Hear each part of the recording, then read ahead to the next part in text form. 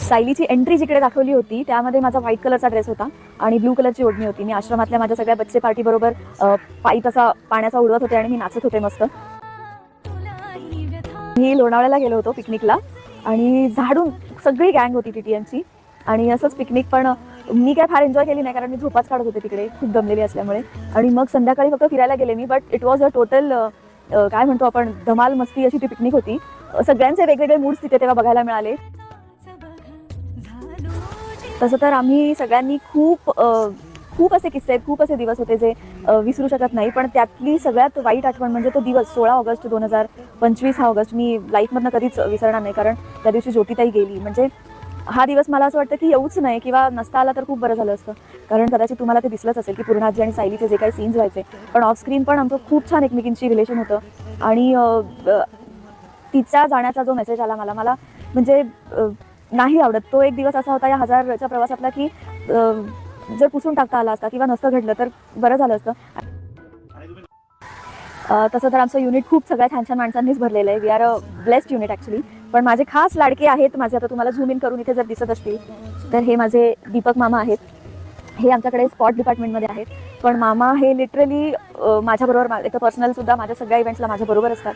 सेटवर पण मला काय हवं नको ते त्यांनी करत असतात की म्हणजे आपण त्यांना स्पॉट दादा किंवा स्पॉटचे मामा असं मी नाहीच म्हणू शकत. एक फॅमिली मेंबर असल्यासारखे मामा माझ्याबरोबर असतात. कोणत्या असं नाही म्हणणार.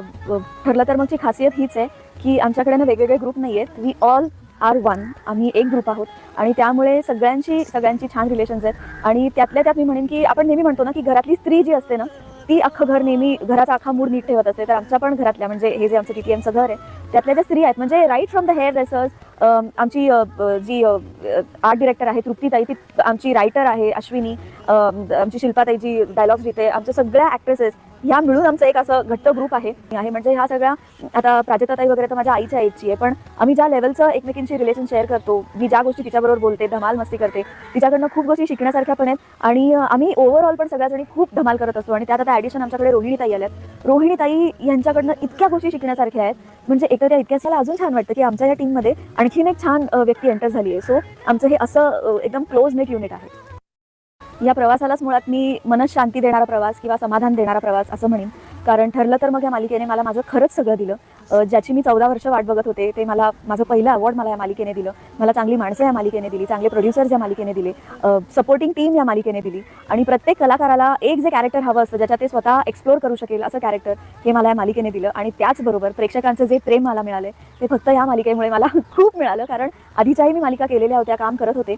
पण जी गोष्ट मला ठरलं तर मगने दिली ना ती मी सांगू नाही शकणार शब्दात. मी फक्त आणि फक्त सगळ्यांचे आभार मानीन आणि मी सगळ्यांची ऋणी आहे ज्यांनी ठरलं तर मग या मालिकेचा प्रवास इतका सुखकर केला. 3 वर्ष, 1000 एपिसोड्स आणि महाराष्ट्राच्या महामालिकेत उलगडणार एक महारहस्य.